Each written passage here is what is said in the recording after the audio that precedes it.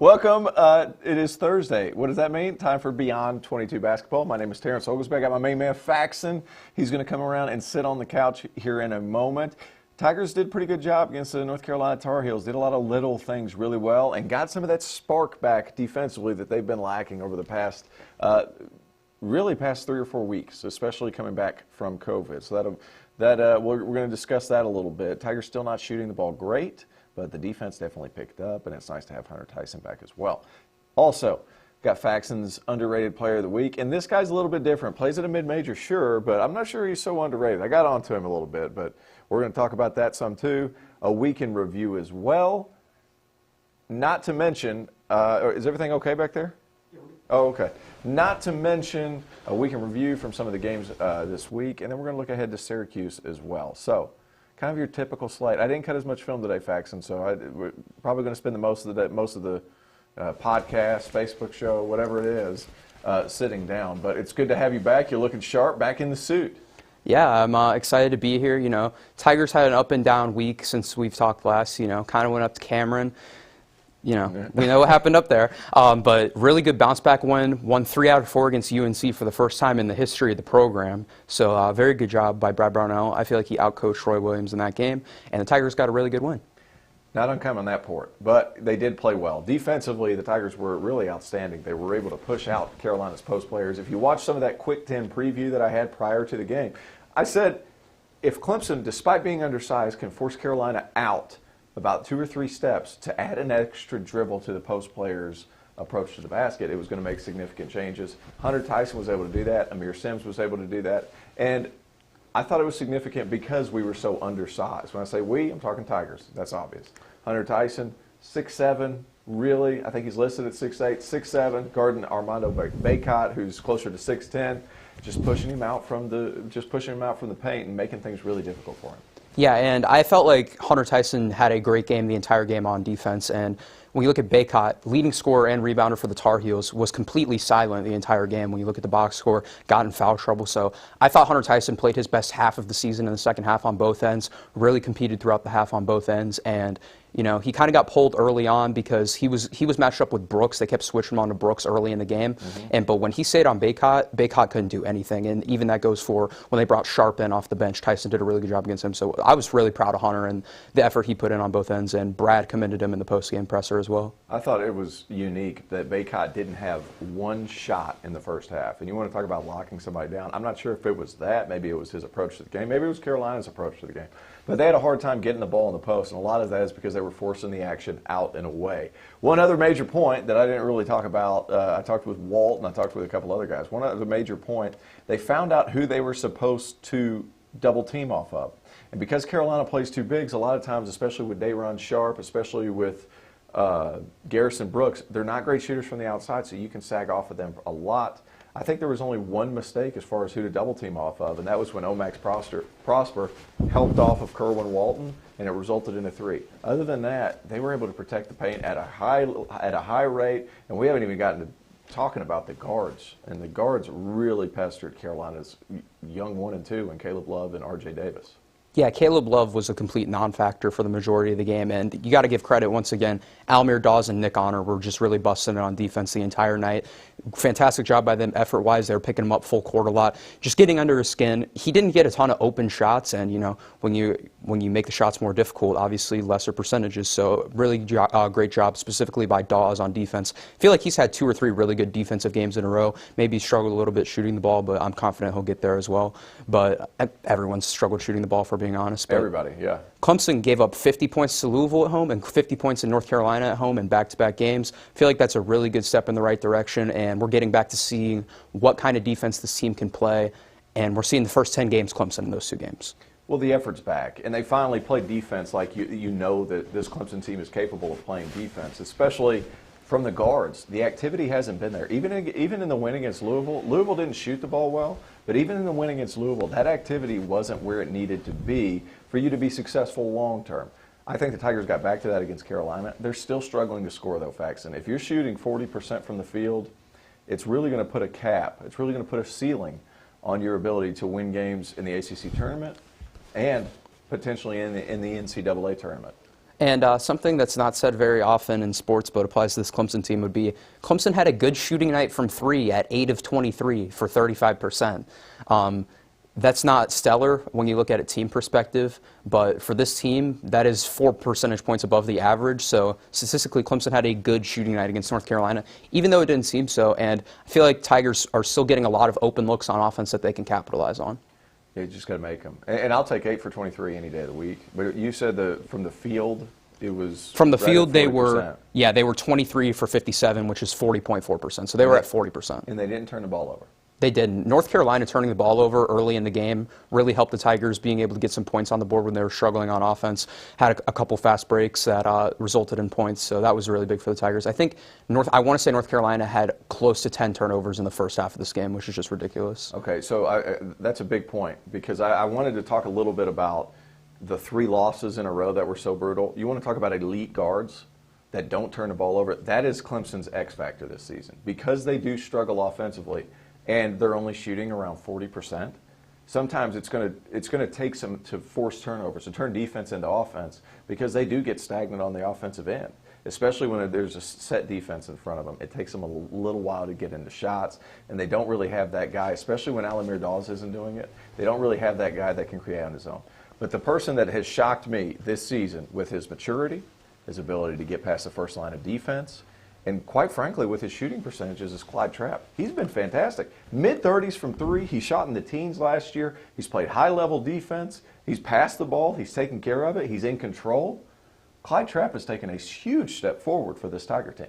Yeah, and it was to the point, there was a point in last game in the second half where Clyde went down, he got a layup, Clyde went down, he got a floater, and Clyde went down, he got another layup. And you can tell that the athleticism in his knee is back, and this is the Clyde Trapp that we're used to seeing from sophomore year, except he's just evolved as a shooter. Like you said, he's a better player. He's just a better player. He's just a flat-out better player. He's giving effort on defense. I've been really impressed with his off-ball defense. A lot of the Tigers have a tendency to get beat back door. It happens, especially when you play as intense defense as they do at times. I don't think I've seen Clyde get beat back door more than once all year. And on offense, he's getting to his spots and he's making his shots. You can't ask for more out of your senior than that. And him and Amir have both been the epitome of what a senior needs to do: leaders and controlling the game. Let me ask you this: both Clyde Trapp and Amir, neither are projected in the top 60 picks in the NBA draft. Do 1 or 2 of those come back? Listen. Listen, Amir, Clyde, if you're watching, definitely come back. But I could see a scenario where it just depends on how they get graded at the draft combine. But also the scholarships get kind of weird. I don't think Amir will come back. I think there's a chance that Clyde could come back, depending on where he thinks he can get drafted and if he thinks he can get more usage next year and get more NBA recognition. I think it's possible. I think Clyde's a little bit young. Yeah. Amir, I don't see it happening. He's ready. He needs. He can go to the NBA 100%. But wouldn't that be a surprise? He's a kid that loves college. He loves being the man on campus. Ask our producer Joanne. He loves being that guy. I wonder if there's a chance that he comes back for his senior year, and that would be really intriguing. I would love to see it. And another thing, just to kind of throw into the mix here, the recruiting class for next year isn't a class to where it's like they're going to need to play right away. No, it's project players. It's project players. So, like, if you get those guys back for another year, now I'm not saying it's going to happen, but if you do, like, you might be okay, and then you might be able to maintain some of that depth, and you're going to have figured each other out a little bit more. Yeah, I think Jonathan and Amir are gone, but Clyde could be. Jonathan's 30. Yeah, like John Bear's my age. Like, let's just call that what it is. He's my age. He's been playing college basketball what seems like forever. He was at UNC Asheville for 2 years, and then he got a red shirt because he transferred and a medical red shirt because of the knee. Like, he's got all kinds of issues. But it's he's gone. I think that's a guarantee. The curious one is Amir Sims gone? Yeah. Which would make some sense. Yeah, but I think Amir can play in the NBA 100%. Really? Yeah, I actually do. If he can return to his shooting form from last year, I think it's more of a confidence thing this year. Then I could definitely see Amir getting maybe not drafted, but I think he could work his way onto a roster 100%. He's got some tangible skills that are really valued in the current game. He can shoot the 3 ball. He can pass as a big man. It's just going to be, can he guard other 4s in the NBA? That's going to be the only question. Well, he's got some Draymond Green in him, at least from a passing perspective. He's a really good passer. He's starting to guard really at a high level. Really good passer. On the perimeter. Really good passer. You're absolutely right. But Only shooting 29% from three this year. That's a problem. He shot 40 last year with a lot more attempts. Yeah. So you wonder, like, what's going on as far as... Do you think it's because, number one, he's not getting as many minutes, so less shot attempts for him? Number two, do you think he's just, I mean, in my personal opinion, I feel like he's been a beast in the post game this year. So maybe he's just looking to rely on that more than his three ball, especially first couple of games of the season, three ball's not dropping. It might be like a mental thing. He wants to go inside more. Maybe the coaches are telling him to go inside more. I don't know. I think he is capable of shooting probably 37% from three, though. In the NBA or in college? In college, like I think that's like a spot where you could hover around. Yeah, he needs to get there, though. Yeah. I mean, it's time to start hitting shots. And they've run some offenses where he's picking and popping, or where he has opportunities. Yeah. But simply put, like, he just hasn't been taking the shots. I think that's one of the big things. I think you're right. For us, like, he's thinking about getting to the paint because he thinks guys are going to come out and start guarding him. But it's going to work a lot better if he hits three. If he goes 3 for 3 next game and shoots his percentage up to the mid-30s. Not a lot of attempts either. I mean, I'm not trying to make something. He had a lot of attempts last year, like a lot more than you would think, and it was really impressive that he shot 40% from that clip. Yeah, and he's capable, and he's a good passer, and they run the offense through him. But I'm curious. He needs to start shooting the ball better if he has those next-level aspirations. But Clyde Trapp, I thought, was excellent. Nick Honor finally started to hit shots. We've said this before, but I will say this. John Newman, he hasn't played great this year, and his athleticism has been a little bit missed, especially when it comes to rim attack. But other than that, I mean, it makes it kind of difficult. I'm sitting here thinking Hunter Tyson has been excellent, though. That was my main point. That's what I was trying to get back to. His physicality was missed when he was hurt. His ability to cover ball screens was hurt. His ability to switch. And he got pigeonholed early in his career. People were thinking, well, he's 6'7", he's got the blonde flow, he's got a little bit of Larry Bird and the way he runs. Like, he's got some of that, but he's a good athlete. Hunter's an animal. He's an animal, and he boards, and he plays really hard on the defensive end. You have to give him credit where credit's due. And I can just think that depending on who leaves, he's going to get more shots and chance to shine on offense next year. Really excited for that. Thought Chase Hunter played a really good game. Wanted to give a quick shout out to him. Yeah. Played a ton of minutes. Really best defensive game he's played all year, probably in his Clemson career, hands down. He guarded flawlessly the entire night, and he knocked down a three. Well, he's 6'3", 6'4", and he's got really long arms. I'm just waiting for that breakout It's gonna. game. I don't know when it's going to come. It'll happen. I don't know where it's going to be, but I hope it's soon because he definitely has the potential to do that. I imagined him coming off a lot of those ball screen handoff kind of things that Clemson likes to run a lot, especially for some of the more scoring-oriented guard, and they haven't really run it for him. He's had the shots that he's getting, he's creating on his own a little bit. But there was a pass in the first half from Amir in the post to Chase Hunter on the other side of the court. It was the calmest and most balanced shot he's taken all year. Yeah. And if he's able to slow himself down, I think that's what it comes down to. Plus, he missed a lot of his freshman year, so he didn't really get the flow of the game. I think that's significant. Yeah, and then you got to think he broke his foot last year, and then does the entire offseason of training right before the season, breaks his finger. So it's just about getting him into a rhythm, and if he can emerge as a key bench piece or maybe even starter down the road for the Tigers, this team gets infinitely better. If he plays like he did against North Carolina on the defensive end, then that's someone you can trust to play 15 minutes because they're going to play hard on defense, and you know what they're capable of doing shooting the ball when they get the shots. Tigers 2-0 without John Newman. What do you have to say about that? I don't know if it's a direct correlation, but I think it's just more, I would give more credit to guys like Chase Hunter and Omax Prosper, who are stepping up in John's minutes. They're playing hard. They got something to prove. I don't think John's negatively hurting the team when he's on the court, personally. I think these guys have just really adapted the strength in numbers mindset and are taking the most of their opportunities. I hope to see John back soon. I hope so, too. I hope his spark for the game this year hasn't been the same. His defensive intensity, whenever he first got on campus, it's like, oh, man, we need to slow this guy down. That was kind of like the issue. Like, he's going crazy, kind of like Chase Hunter's been. He's going crazy. Kind of need to slow him down a little bit, let him get into a rhythm. But it's like he stopped himself this year. I don't know where it's coming from. I hope he gets it figured out because he's a very good player whenever he's not doing it. Furthermore, we have Faxon's Player of the Week. I think he cheated on this one. I'm going to tell you why. The guy that we have is projected in the NBA draft. Listen, I should have done this guy earlier. I'll take the bullet. But we've got Bones Highland. His name's Sean Highland, averaging 19 and 4, 40% from three, as you can see right here on 8 attempts. Plays for Virginia Commonwealth. First team all athletic 10 freshman last year.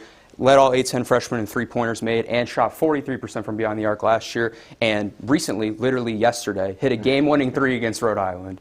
VCU's looking pretty good this year in the A-10. You know, they make the tournament every year, extremely well coached, really good program. So hopefully this guy gets a shine in the NCAA tournament if everything goes well. And I think he could possibly leave for the NBA after this year, if not next. Well, he's projected in the top 40 picks in the NBA draft. I think that's significant. He cheated. This guy cheated. So, no. I should have done him 3 weeks ago, man, and then I would have been looking like, because now he's getting all this recognition. Let me ask you this. Who would you compare him to? Like an NBA player? Yeah. That's tough. Is he Elfrid Payton? I think he's definitely a better shooter than Elfrid Payton. I mean, well, he's only taken 8 attempts this year. 8 attempts from 3 per game. Per game? That's per game. I need that PG beside no, it, baby. Yeah, that's 8 attempts per game. Wow. So he's absolutely spraying it from 3. I mean, we've seen another guy on the Knicks that's pretty good, similar size and stature, Emmanuel Quickly. He's been shooting the ball really well. He's got similar bursts, able to get to the bucket, also able to step out and shoot the ball. Not the best passer, but just an electric scorer. Absolutely electric. Is he playing the 1 or the 2? He's playing the 2.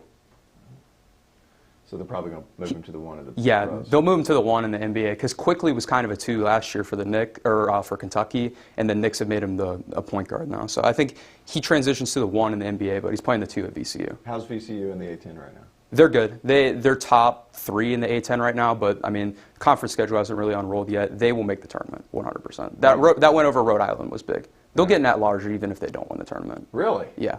Big moves by the A-10. Yeah. That's interesting. A-10's a good conference. That's a very good conference, and they don't have football. Yeah. Which is huge. I think that's a bigger recruiting pitch than I think a lot of people realize, especially like you're the for main, those, you're the primary sport. like those high major kids that AJ Oliver. Yeah. Kids like that. ODU. Who's like not quite. You're not going to be a star at the ACC level, or you're not going to do something like that. Like those kind of kids will go to the A-10 and have really good careers because they're going to stay for 4 years and then they develop. That's a cheat. That wasn't. That was a cheat. Listen, if he goes to I just gotta hope at this point that he doesn't go to the NBA this year, so he comes back another year. Then I look like I'm a year in advance. That's what I'm pulling for at this point. Who else is at the top of the A-10 right now? Let me grab the standings real quick. Grab the standings. No, VCU's fun to watch, man. Head coach of VCU was under Shaka Smart, both when he was coaching there and at Texas. Got the job at VCU. They play that same havoc style. They're getting up, they're pressuring, play really good defense, and Virginia is loaded. The state of Virginia, especially up around the D.C. area, is loaded with talent. Top 3 in the A-10 right now. St. Bonaventure sits at number 1. They're 7-1 in the conference. Number 2 is VCU. They're at 6-3. Right below them is Davidson. I think all 3 of those teams probably deserve to get in the tourney. Whether the committee agrees with me because of their big school bias is subjective. So we're just going to have to see what happens. I'm a Davidson fan because the university watches their close for them. Yeah. Side note. Week in review, Clemson obviously got the W, but there were some other games too that kind of shocked you. Virginia Tech, after playing really well against Virginia, loses to Pitt. This is the craziest year in ACC history, not just because of COVID, because there's no one dominant team, or even when teams start to feel like they're about to grab a hold of the reins and take off, they just can't seem to do it. Virginia Tech, I thought it was possible. They gave Virginia their worst defensive performance in history of the program, and that's including UMBC. Yeah. And Virginia Tech, you think they're going to start rolling. They beat Virginia handily, and then lose to Pitt. Now, Pitt's good. Pitt is good. But Pitt, that's not a game that Virginia Tech should be dropping. Should not be dropping. Virginia Tech is the most Jekyll and Hyde program in America. I can never get a read on them, and like just when I'm like, all right, beat Virginia, I can start to trust them. Like they've rolled off a couple in a row, even without Radford. Radford might be coming back now. I don't know what the situation is there. But this is a team that's really good. They can compete for the ACC, and then they go drop a game to Pitt. This happens, like, I feel like we're having the same conversation every other week about, like, 1 week Virginia Tech rolls off 2 impressive wins. The next week they drop a game they're not supposed to drop. Well, it's everywhere. It's not just it's because not just as soon as VC. you think like I thought after Duke beat the Tar out of Clemson the other day, Yeah.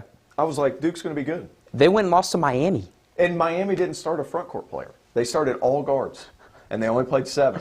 Because not only did they lose Chris Likes and some of those other guys, they also lost Matt Cross, who, by the way, I'm a fan. Watch that kid go play at Villanova next year. Really good, above 40% three-point shooter. 6'7", good size, can guard fours, can guard Pass, threes. too. Really good passer. That was a big loss for Larinaga. After a DNP just said, hey, this ain't for me, I went home. Big loss. Big loss. But they ended up bouncing back and getting a relatively impressive win over Duke. And, like, I'm thinking to myself, if this is, like, primarily their bench can do it, Miami really had a good season, just devastated by injuries, and now that transfer by Cross.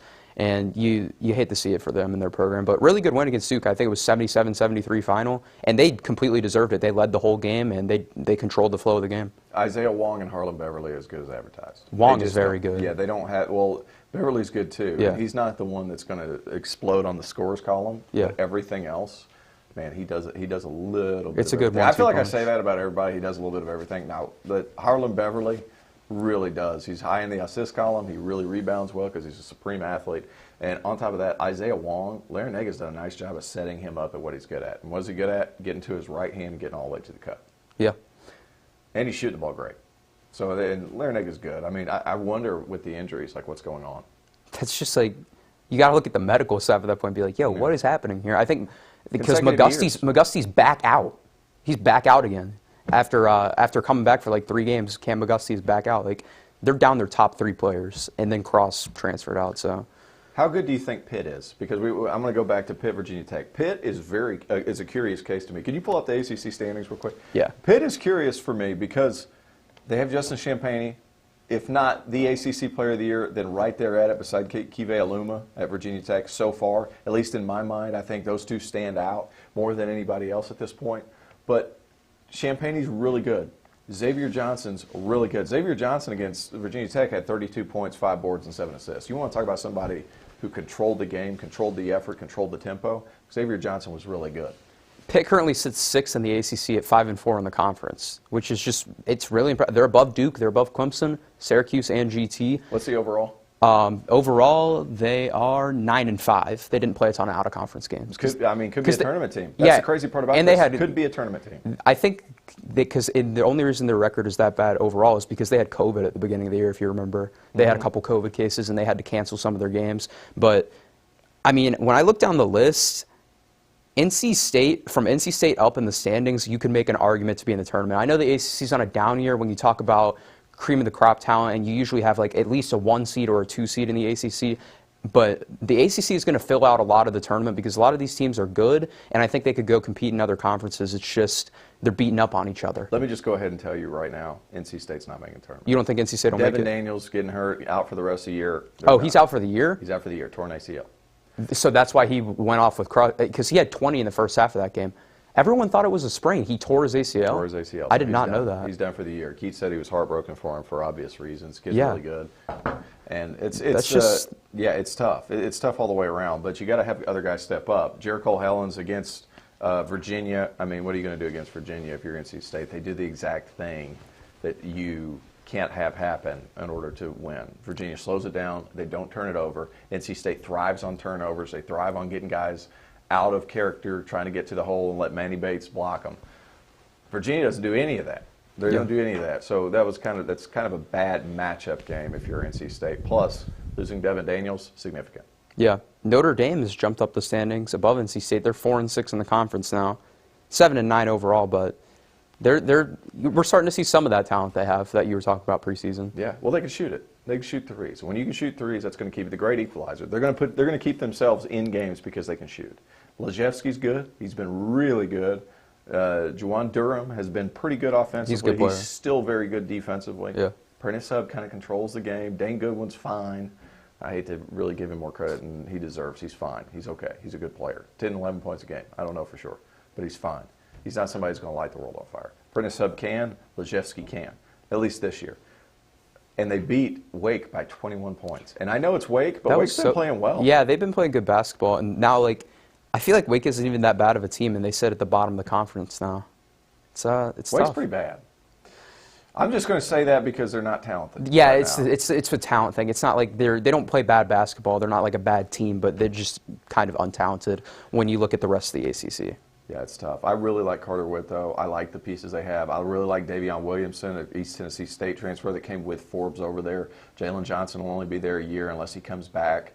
I like what he's trying to do early, but they're just not quite good enough yet. But Notre Dame, I can't believe they're 4-6. I mean, I would have never seen that coming. Who's towards the bottom of the standings? You got Boston College, you got Wake Forest. It's from bottom to top. BC sits at 15th, Wake Forest at 14th, Miami at 13th, NC State at 12th, and then you got Notre Dame at 11, and Georgia Tech is 10. Georgia Tech's 10. Georgia Tech's 10, Syracuse is 9, Clemson's currently at 8. Wow. Eight for Clemson. Isn't it funny how that works out? It is. Yeah, 8 for Clemson. That's interesting. Miami's got no chance to win games going forward unless they play somebody like Duke, who's a little in over their head, especially when it comes to guard play. Duke needs to work on with their guard play. I don't think I'm talking too much bad about them. They just haven't been good yet. And it takes a while. Steward's been getting there, to his credit. He's getting there. Steward's better. But he's not a primary ball handler. Yeah. I think that's a big It's piece because of it. they start Steward and Goldwire together. Neither of those guys are who you want primarily handling the ball. So then you get Jalen Johnson to take your ball handling load, which is definitely, I would say, he should be the primary ball handler at all times. Juwan Durham, we just talked about him, 18 points, 9 boards against Wake Forest. He is a defensive menace. He's a really good player. I really enjoy watching him play, especially on the defensive end. But he's shown some flashes of being really good offensively. I will say this. We talked earlier this year about the impact of the immediate transfer. I think the biggest transfer that got eligible because of all that, who has had the biggest impact, has been Virginia's Trey Murphy. You think so? Oh, he has been He can incredible. shoot it. He's been high 40s, right around 50% from three. And he's got a lot of length. He's got athleticism to guard. He gives Tony Bennett an extra element besides Huff, besides Hauser, that can go get a bucket. And he has been really, really good. And they started off with him on the bench, and obviously they've just welded Tansei. He's been injured, but he's past him. I don't even think it's close. And he's just continued to build, and he just continues to shoot good percentages. Yeah, Virginia sits at 8-1 in the conference, and we talked about maybe a team wouldn't get a 1 seed, but Virginia could sneak into that contention if they can just handle their business in the conference. I don't know how many games they're going to end up playing because of cancellations, but they are the best chance the ACC has at getting a 1 seed, them and FSU. These guys. They're next. Syracuse. Initial thoughts, go ahead. My initial thoughts are that Merrick Dolezaj should have graduated like 4 years ago, and that dude's been Yeah. here forever. But Quincy Guerrier is an underrated player. He's their best player by far, in my opinion. Buddy Boeheim hasn't Whoa. been... What?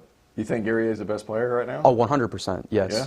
Yeah, with Buddy Boeheim shooting 29% from 3, Gerard hasn't quite gotten to where we want with the shooting percentages on offense yet. Dolezaj is very good to his credit, but I think that those two in the front court together provide something that's going to be tough for the Tigers to guard. I know that Tigers just had a really good game defensively. Tyson and Sims did on Brooks and Baycott, but Dolezaj and Guerrier at times can both step out and kind of shoot the ball. So it's going to be a different game plan and a different environment for the Tigers on Saturday. With that being said, I think Clemson gets a win, but this team is not easy to guard, especially when Buddy Boeheim and Gerard get going shooting the ball in the backcourt. And they have really good size. I'm just going to talk a little bit about the 2-3 defense. Not only are these guys really good, but Alan Griffin has been extraordinary. If you'll pull up their stats, if you don't mind. Yeah, I have them sitting right here. Okay, so Alan Griffin has been fantastic. The guys across the top line there, they could have been better throughout the course of the year as far as percentages are concerned. You've emphasized that. But the biggest thing when you play Syracuse is obviously the zone, and they're going to play slow on offense. Not a huge push the pace type of team because they're going to settle down and they know what they're doing defensively. Interesting point, when you're playing against Syracuse's zone, when that ball goes in the middle, and a lot of people say, well, as soon as it's middle, you got to look wing to wing. I want people to start watching this, and I'm going to have a show, a quick 10 before the game to talk about this a little bit. When that ball goes to high post, they go man-to-man. And I think a lot of people think, well, it's easy to just get high-low. Here's where I think Clemson wins this game. Because they've been playing Merrick Dolezaj at the 5 position, the bottom middle of the 2-3. What happens? They throw it to Amir in the high post. Dolezaj comes out. He can take him. You have one-on-one there. You can take him. And I think, yeah, exactly right. And I think that Amir has shown the ability to get by people off one dribble. He's strong enough to hold Dolezaj off. I think Clemson wins. They are going to have to shoot right at that, was it 8 of 32 or 8 of 24? 8 of 23, which was around 34% from 3. Clemson cannot take more than 33s if they plan on beating Syracuse. They can't settle. You can't settle for shots. You got to, because the possessions are already going to be so valuable. Like you said, Syracuse is going to slow the game down on offense, and they're going to make you pass the ball. just into a mind-numbing amount on offense to get a good shot, but you have to stay patient and work for that shot. If Clemson can stay patient and not force up threes early in the shot clock, I think they have a really good chance to win. Also, I wanted to point out, Guerrier's getting 17 and 10 almost. My bad. He's getting 17 and 10. He is the best player on the team. Right as soon as I said that, he's killing I had to think about it again. He's killing What about Buddy Boeheim? He's been pretty good. He hasn't been great. Buddy Boeheim's getting 15. He's averaging 2 steals, 37% from the field, 29% from 3. That's not where on high volume. It's not where we're accustomed to seeing him, if that makes sense. He's still, obviously, if you could say there's one person you want to take a shot on Syracuse, it's Buddy Boeheim, no question about it. He's lethal from beyond the arc, even though the stats might not indicate it this year. But we've seen in past years, specifically, I remember 2 years ago, he was a freshman when Clemson had Eli Thomas, and wow. Buddy Boeheim had to have had 20 in that game. I was at that game. Well, I know he shot better than 40 last year. He did. He shot better than 40 last year, and he made more than 100 threes. So he's somebody that can definitely get going. Are guys that are able to throw defensive players at him, 6'7", 6'8", things of that nature. Clemson doesn't necessarily have that. But you stop Girard, who I'm kind of getting confused on what exactly he does. Because he's not scoring at a high rate. If you could read his stats, he's getting 10, 3, and 3, and he's not shooting terribly from the field or 3. Around 34% from 3. Actually, he's 35% from the field, 34 from 3. So not been super efficient. He's getting 10, 3, and 3. So it's like, I will say this: he's floor general. When they take Girard out of the game and they go with Kadary Richmond, who's a freshman out of Brooklyn, about 6'5", 6'6", that zone goes from pretty long to really freaking long and really difficult to shoot over. And there's sometimes when you play Syracuse, you can lob over the top from the opposite wing over to the other side for dunks. When that ball pressure gets a little bit heavier with longer athletes, Syracuse could be a problem. But this game's going to come down to Amir Sims in the middle of that zone. It's going to come down to his ability to play one-on-one when that ball gets there and to be able to pass. When that ball goes in the short corner, they trap. It makes it difficult. When they have so much length on some of their rotations, it's going to make it even harder. But that's Syracuse. Quincy Guerrier is good. Very good player. He's good. And Dolezaj is good because of those other 3 guys, or including Alan Griffin around him. Yeah, Dolezaj is skilled too on offense. Like he can once again, not my favorite player personally, but I can give credit when credit is due. He can shoot, pass, and he can control the offense from the middle as the center, being used loosely, and that's a really valuable thing to have. So he's definitely someone to look out on for offense, because I remember there were countless times these past 2 years where he's had the ball in the middle and been holding the ball up, and he's been able to hit his teammates on open backdoor cuts against the Tigers. So, yeah, he's been good consistently for a long time. He's just never shot the 3 at an alarmingly high rate. Yeah, he goes out like to 18 feet, but that's kind of where he maxes out. Yeah, that's where he's most comfortable, and that's just he's better. He's a Euro. He's a European player. He's going to drive to, and he's going to find shooters around him. He's kind of a perfect fit. But Syracuse isn't the same this season simply because typically they have a 7'2", 7'3" guy in the middle of that zone, and Dolezaj's playing on the side. This year, because of their offensive versatility and having so many weapons, they're putting Dolezaj in the middle, and I think that's a place that you can exploit the Orangemen going forward. Get the ball to Amir. Let him get to that man-to-man set. He can beat Dolezaj off the dribble, get to his spots. Should be a win for the Tigers. I'm feeling confident. I'm feeling confident. I'm not going to lie. This is not an Amir Sims needs to disappear game. Oh, no, he needs to go for 20. He needs to go for 20. He needs to go for 20. We got any questions? We do have a question regarding John Newman. Sure. Said John Newman's pressing, just not quite back to form due to injuries.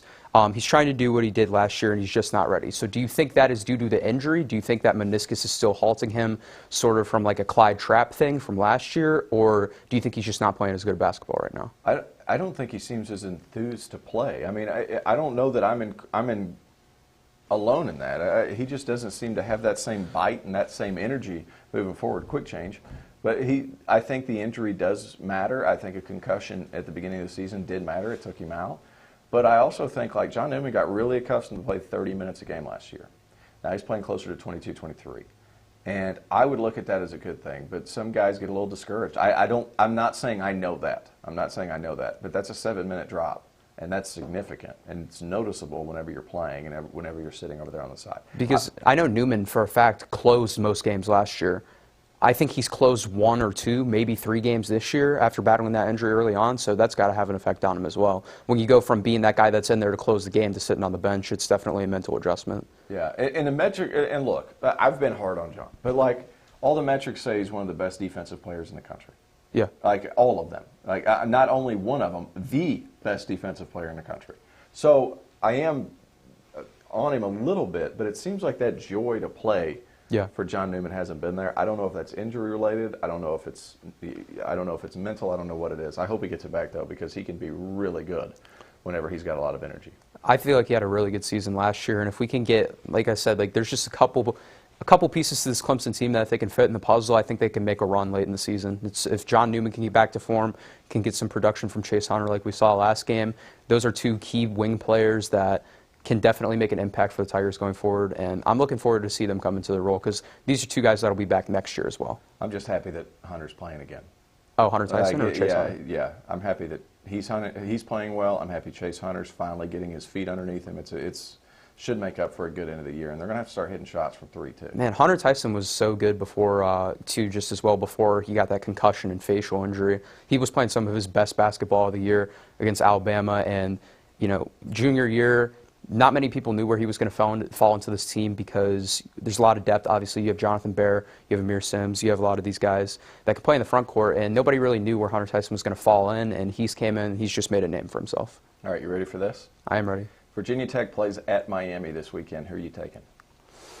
Oh, Lord. Okay, well, I feel like, I've been pretty good with my picks on this show. I think I have 3 I am springing this on you because you usually, for those of you who don't know, my man Faxon, whenever I ask him to do something, he goes deep in the statistics. He's checking everything out. So I'm springing this on him right now just to kind of see where he's going to go. But Virginia Tech at Miami. Miami's not an easy place to play. I stressed how big a win it was for Clemson earlier in the year. Virginia Tech might be going down into a buzzsaw, especially if they're going to play all smalls. And it looks like that's what they're doing. This is really just a terrible situation for me because every time I pick Virginia Tech on this show, they lose.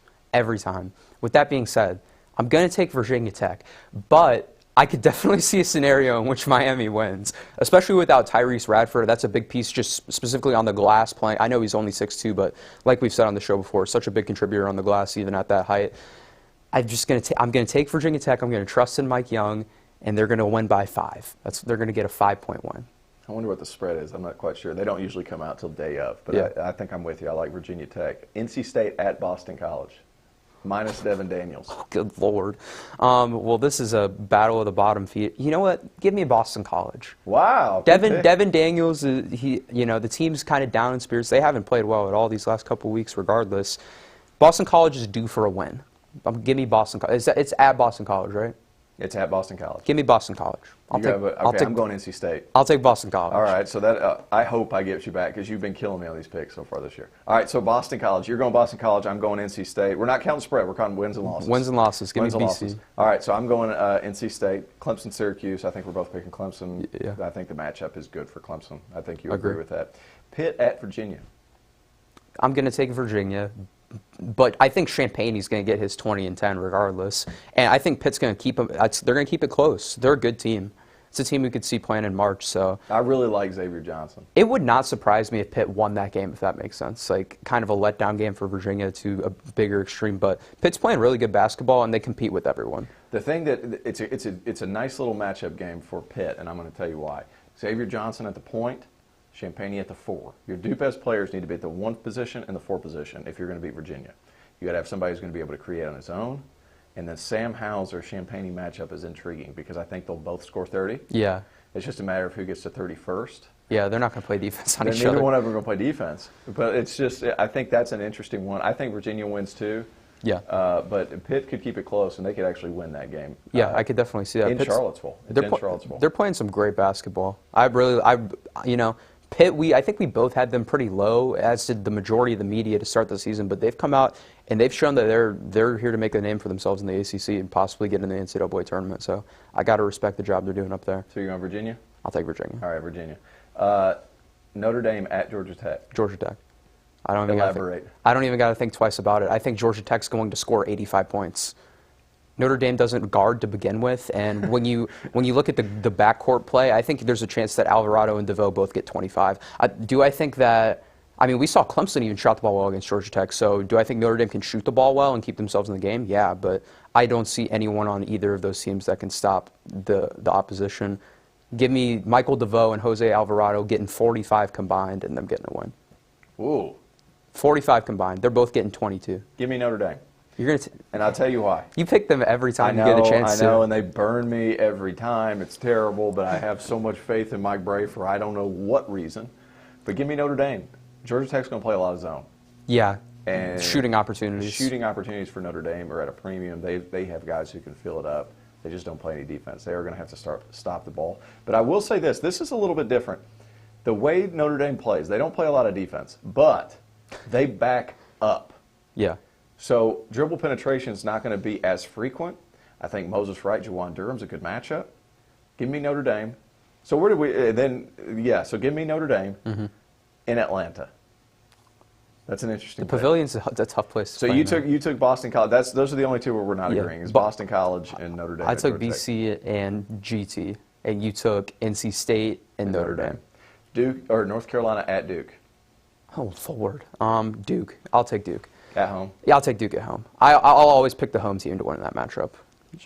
I'm going to pick Duke. How often does the away team win? It can't be too frequently. I think I don't have the exact numbers, but I know that the home team they typically split home and home. These last couple of years have been weird because it's been down years for the program, respectively. But I think Duke, they're kind of due for that bounce back game. So is but the bounce back game was Clemson. Yeah, but on the same tangent, like you go down and you lose to a 2-10 in conference Miami team. And that's definitely a letdown. Then you get to come back at home. You got the Tobacco Road rivalry. It's Duke and UNC. It's the best rivalry in college basketball. I'm going to take Duke cautiously. Cautious Duke. I'm going to take a cautious Duke because I'm never going to trust that team. They could put LeBron on that team, and I'm not going to trust that team. I will say what North Carolina does could be a problem.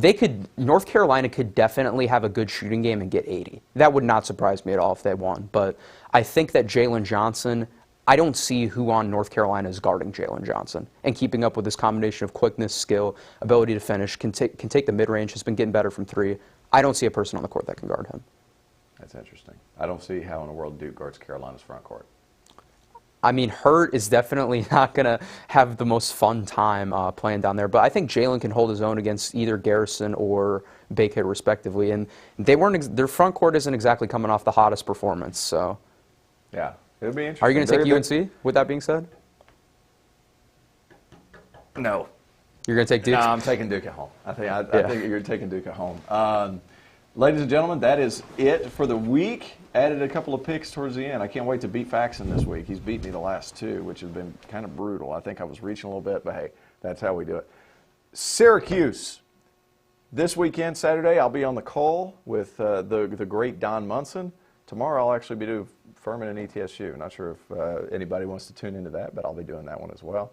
And then Sunday, Clemson versus Boston College Women's. I'll be on the television with P. Annity, so it should be a lot of fun. But anyway, I will do my best to give you a quick 10 for Syracuse and give you a couple things to look for outside of what I already told you, or at least further elaborate into what I told you.